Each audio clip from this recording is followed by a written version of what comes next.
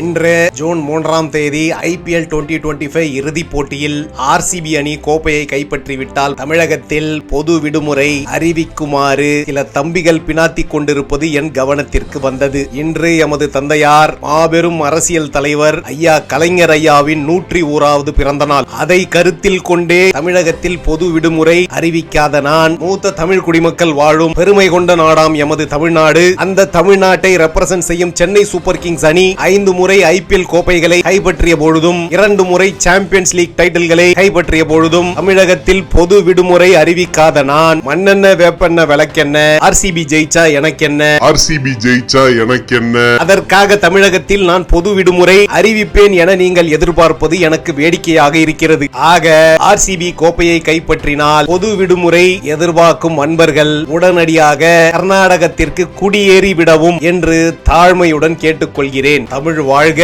தமிழ் வளர்க. நன்றி, வணக்கம்.